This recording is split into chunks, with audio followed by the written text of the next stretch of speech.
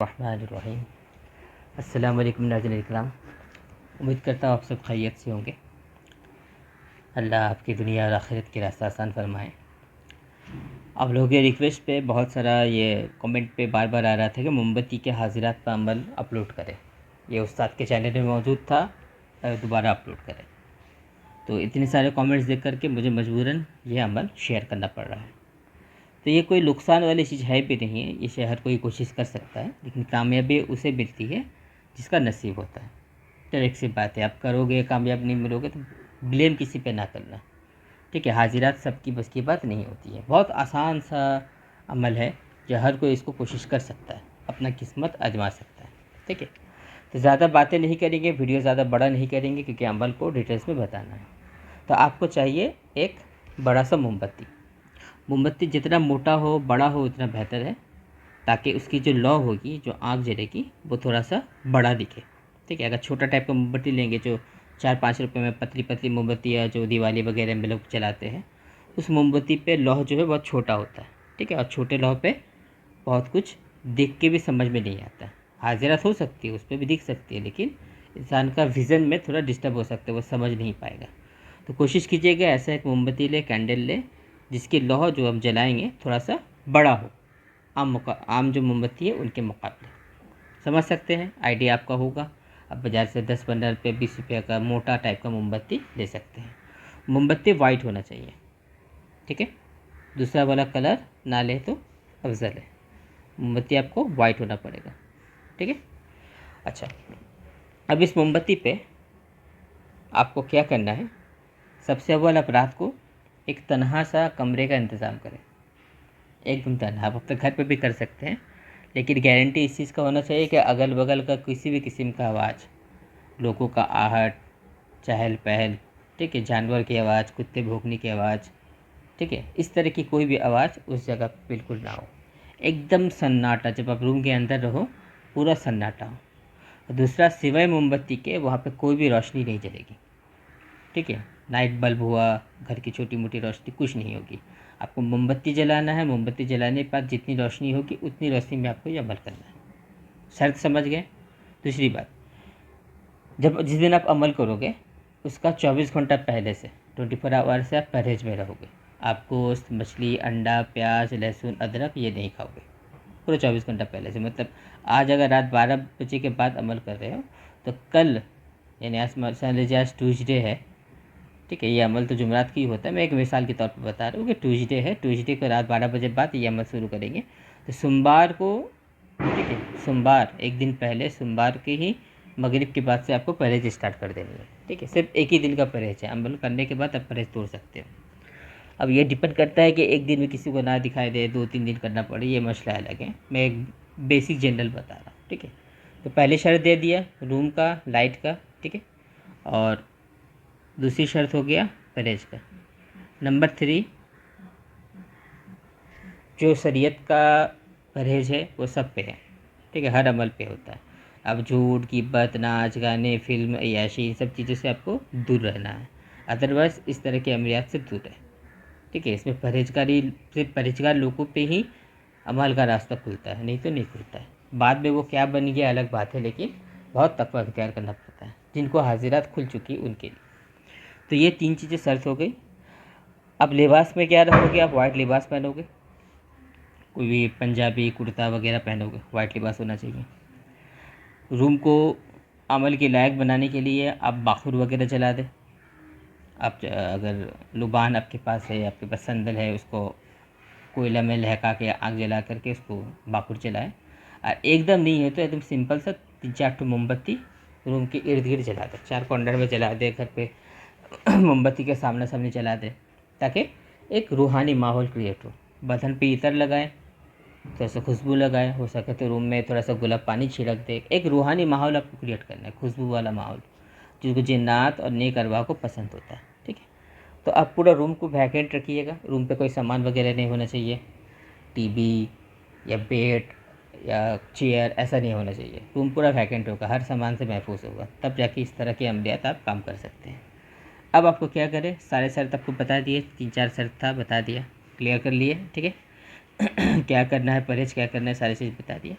अब माहौल रूहानियत पैदा करके खुद पर बदनी हिसार कर ले। ज़्यादा नहीं, आयतुल कुर्सी 11 दफ़ा पढ़ के खुद पे दम कर दे, काफ़ी है। डर खौफ का कोई मामला नहीं है। अगरबत्ती मोमबत्ती को बीच में जलाए और उससे थोड़ा सा डिस्टेंस, ज़्यादा नहीं, आपका 1 फीट का लगभग, आधा फीट का लगभग डिस्टेंस रखें, ताकि पूरी तवज्जो आप लौ पे दे सकें। ठीक है, मोमबत्ती के जो लौ जलेगा इस लौ पे, इसे लौ कहते हैं। इस लौ पे आपको पूरा तवज्जो देना है। इस लौ पे नज़र रखते हुए आपको सबसे पहले 11 दफ़ा दुरूद इब्राहिम पढ़ना है। क्या पढ़ना है? दुरूद इब्राहिम पढ़ना है। उसके बाद 231 दफ़ा 231 231 दफ़ा ये वाला इबरत आपको पढ़नी है। अजिब या सक़ाइलु बिहक़्क़ि अल्लाहुस समद, अजिब या सक़ाइलु बिहक़्क़ि अल्लाहुस समद, अजिब या सक़ाइलु बिहक़्क़ि अल्लाहुस समद, अजिब या सक़ाइलु बिहक़्क़ि अल्लाहुस समद। इसे 231 दफ़ा पढ़ना है। पढ़ाई कंप्लीट होने की तुरंत ही आपको यहाँ पे हाजिरात का नज़ारा स्टार्ट हो जाएगा। अब ये हो सकता है पहली दफ़ा ना हो, दूसरी दफ़ा फिर पढ़े। दूसरी दफ़ा में आपको दुरूद शरीफ पढ़ने की ज़रूरत नहीं पड़ेगी, यानी फिर से आप 231 दफ़ा अजीब जैसा क़ाइल बिहक़्क़ि अल्लाहु समद पढ़े। इस तरह दूसरा दफ़ा में भी ना देखा तो तीसरा दफ़ा पढ़े। पढ़ के पूरी तवज्जो के साथ आँख के लौह पे, मोमबत्ती के लौह पे अपना नज़र जमाए रखें। इंशाअल्लाह आपको उसको हाजिरात का नज़ारा दिखेगी। कैसे दिखेगी वो भी तफसील से बता रहा हूँ। यहाँ पर जिन लोगों ने अमल तजुर्बा किया, ठीक है, तो 4-5 लोग ही ऐसे हैं जो मेरे पहचान के जिन्होंने तजुर्बा किया, बाकी किसी को कामयाबी नहीं मिली। तो एक तो होता है ऐसा कभी कभार कि आपको एक मैदान जैसा पहले दिखेगा, पूरा खाली मैदान बहुत दूर तक जिसका कोई हद नहीं, ठीक है। फिर एक छोटी सी चौकी बिछाई जाएगी, कोई आएगा चौकी बिछाएगा, वहाँ पर जिन्नातों के बादशाह के बैठेंगे, अगल बगल में 2-4 उनका जो खादिम होते वो रहेगा। अब जिन्नात का बादशाह को आप देखेंगे, वो आपको देखेंगे, ठीक है। और दिलो दिल में बातचीत होती है, कानों में आवाज़ नहीं आती है। आप उनसे कोई भी सवाल पूछेंगे, आपको ऑटोमेटिकली दिल में उसका जवाब वो बता देंगे, ठीक है। यहाँ पे आप कोई भी सवाल जवाब जायज़ तौर पे कर सकते हैं, लेकिन आपको 2-3 दफ़ा सवाल पूछने पड़ सकता है, ठीक है। ऐसा नहीं कि पहला दफ़ा पूछे वो बता दिए। सबसे पहले तो आप सलाम अर्ज करोगे, सलाम का जवाब आपको इंस्टेंट मिल जाएगा। उसके बाद आप उनको अपना मकसद बयान करें कि मैं इसे ये चीज़ जानना था, मुझको आपको दीदार करना था, या फिर आपको सवाल नहीं करना है, सिर्फ आपको दीदार करने की मेरा मकसद था, हाजिरात करने का मकसद था, इस मकसद से आपको देख रहा हूँ, ये भी कर सकते हैं। या आपको कोई इंक्वायरी करना है, कोई चीज़ का जांच करना है, वो आप पूछ सकते हैं, या उसका कोई सॉल्यूशन आपको जानना है, कर सकते हैं। उनको कोई काम नहीं देख सकते कि मेरा ये काम आप कर दो। रिक्वेस्ट कर सकते हैं, अगर रिक्वेस्ट करने पे तो मतलब इंसान हर मखलूक़ात कुछ ना कुछ कर ही देता है। रिक्वेस्ट कर सकते हैं, नहीं हो तो कम से कम सॉल्यूशन पूछ सकते हैं कि इसका कोई सॉल्यूशन बता दें, वो बातचीत होगी। अब ये पहला दिन आपने किया, हो सकता है पहला दिन में किसी को दिखाई ना दिया, तो कम से कम 3 दिन तक इसको ट्राई करें। सेम प्रोसेस 231 दफ़ा पढ़ेंगे, देखेंगे नज़र आ रहा है कि नहीं आया तो फिर 231 दफ़ा ट्राई करेंगे, नहीं हुआ तो तीसरा दफ़ा ट्राई करेंगे। इससे ज़्यादा हमको ट्राई नहीं करना। एक दिन में 300 दफ़ा 3 चिल्ला ही पढ़ाई आपको कर सकते हैं, और 3 दिन ही करना। 3 दिन के अगर आपको यहाँ पर हाजिरात नहीं दिखती है तो समझ लीजिए आपके अंदर बहुत सारा खामियाँ हैं अमलियात की, ठीक है। एक अहम पॉइंट आपको बता दें, जिसको कहा जाता है एक सुई, ठीक है, एक सुई, 1 पॉइंट कंसंट्रेशन, एक तरफ तवज्जो होना। तवज्जो का जिसका कमी है, जो लोग नमाज़ पढ़ते पढ़ते अपना दुकान का हिसाब करने बैठ जाते हैं, ठीक है, नमाजी में हिसाब चल रहा है, 4 दुकान था, 4 दुकान से क्या ख़रीदा, ठीक है, चाहे मम्मी को क्या कहा, पापा को क्या कहा, रिश्तेदार ने क्या कहा, ऐसे ख्यालों में उलझों में डूब जाते हैं। जिनका अंदर तवज्जो नहीं है वो इस संबंध में कभी भी कामयाब नहीं हो सकते, चाहे 300 दिन कर ले। जिसका अंदर एक सुई है, तवज्जो है, जिस पे तवज्जो डालेंगे उस पे उसका नज़र रहेगा, नमाज में उनका ध्यान नहीं भटकता, उनकी इबादत पे ध्यान नहीं भटकता, ऐसे लोग ही इसमें कामयाब हो सकते हैं। एक सुई के बिना ये अमल छोड़ो, दुनिया के किसी भी अमल में आप कामयाब नहीं हो सकोगे। आप यहाँ पढ़ रहे हो बिस्मिल्लाहिर्रहमानिर्रहीम, वहाँ आपका दिल में तस्वुर चल रहा है कि हमको दुकान में 500 रुपये बाकी है, उसको देना है, कल आलू लाना है, परसों प्याज लाना है, तो बिस्मिल्लाहिर्रहमानिर्रहीम सिर्फ ज़ुबान तक ही रह जाएगी, आपकी रूह तक वो आएगी ही नहीं, ठीक है। इसके लिए एक सुई 1 पॉइंट कंसंट्रेशन का एक्सरसाइज होता है, बहुत ज़रूरी है। उसके बहुत सारे तरीके हैं, अगर आपको वो नहीं आता है तो 2-3 तरीक़ों के ऊपर मैं अलग से वीडियो बना दूँगा, ठीक है। तो ये एक मेन इम्पॉर्टेंट पॉइंट है, पहले से बता देते हैं। जिसके अंदर एक सुई नहीं है, एक तरफ तवज्जो नहीं दे सकते, सिंपल सी बात है, आप नमाज़ पढ़ते हो, आपका ध्यान इधर उधर भटकता है, आपकी किरात पे, आपकी इबादत पे आपका ध्यान नहीं बैठता है, तो आप इस अमल को ना करें। जिनका पूरा तवज्जो है हर चीज़ पे, तवज्जो डालते, उनको ये अमल में कामयाबी मिलेगी, उसको पहले दिन ही कामयाबी मिलेगी तवज्जो वालों को। ठीक है, कोशिश करके देख सकते हैं। बड़ा ही आसान सिंपल सा अमल है, कोई डर खौफ का मामला नहीं है। जब आपको लगे कि इनसे बातचीत हो चुकी है, आपको दीदार हो चुका है, अस्सलाम अर्ज करते हुए आप उनसे मतलब गुजारिश करें कि आप हम उससे गुजारिश करें कि आप जा सकते हैं, बस इतना ही कहना है। अच्छा, ये एक पहला कंडीशन थी जो दिखने का। दूसरा में ऐसा होता है, किसी लोगों को देखा गया है कि एक फॉग सा माहौल बनता है, स्मोकी टाइप का, मतलब धुआं धुआं टाइप का माहौल बनता है। ठीक है, और आस्ते आस्ते कुछ चेहरे नजर आना शुरू होता है, फिर पूरा वो चेहरा आपके सामने विजिबल हो जाएगा कि जिन्नात का बादशाह आपके सामने खड़ा है, सर पे गोल्ड ताज है, हाथ पे एक लंबा सा पकड़ा हुआ हथियार रहता है। ठीक है, खूबसूरत वाइट लिबास रहता है।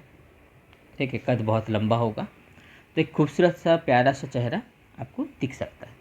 तो ये दो किस्म का मोटा मोटी तजुर्बा किया गया है कि जब हाजिरात खुलता है इसमें तो ऐसी माहौल दिखती है। कभी कभी किसी को जिन्नातों का बादशाह नहीं भी दिखता है तो थोड़ा बहुत जिन्नात वगैरह का आना जाना, ठीक है, दिख जाता है। लेकिन यहाँ पे नज़ारा आपको हाजिरात का ज़रूर दिखेगा, और ये हाजिरात सिर्फ हाजिरात को टेस्ट करने के लिए कि आपके अंदर हाज़िरी करने की क़ुव्वत है या नहीं, इसलिए इस तरह अमल को जज किया जाता है। ठीक है, ये इसकी मौक़िल है, इसमें अल्लाह समद की मौक़िल है। ठीक है, अलग से इसको पढ़ाई करने नहीं जाइएगा, ज़कात वगैरह का चक्कर में मत पड़िएगा, मौक़िल वाला चीज़ है, रुज़्ज़त होगी, बचाने वाला कोई नहीं रहेगा। ठीक है, मजाक मजाक में किसी ने पूछ लिया कमेंट में कि उस्ताद इसका ज़कात बता दीजिए, इसका हाजिरत का दूसरा तरीका बता दीजिए, इस तरह का सवाल ना कीजिएगा। ठीक है, जो चीज़ें हकीकत है मैं बता देता हूँ क्लियर कटली, ताकि इधर उधर करके आप खुद को नुकसान ना कर बैठे। ठीक है, और ये सब चीज़ों को मजाक मजाक में मत कीजिएगा। जो शर्त जो कंडीशन बताया उसको अगर फुलफिल कर सकते हैं तो कीजिए। एक सुई 5वां शर्त की तरह दिमाग में रखिएगा। 4 शर्त बताए थे, 5वां शर्त एक सुई है। अगर 5वां पूरा शर्त सारे फुलफिल कर सकते हैं, पूरा कर सकते हैं तो कीजिए, वरना मत कीजिए। ठीक है, इजाज़त की कोई ज़रूरत नहीं है, इस अमल में इजाज़त की कोई ज़रूरत नहीं है। इजाज़त चीज़ें अलग चीज़ होती है। ठीक है, आप कमेंट में न पूछिएगा, इजाज़त दीजिए, इजाज़त के यहाँ पर कोई ज़रूरत नहीं है। ठीक है, उम्मीद करता हूँ वीडियो पसंद आया होगा, तो इसको थोड़ा सा सब्सक्राइब करके, चैनल जो नया देख रहे हैं वो सब्सक्राइब कर ले, और जो मेरे व्यूअर्स है इसको लाइक करें और थोड़ा अपने रिश्तेदारों में शेयर करें। हो सकता है किसी को अमल का शौकीन हो, उनको भी इससे भला पहुँच जाए। ठीक है, तब तक के लिए जज़ाकल्लाहु खैर।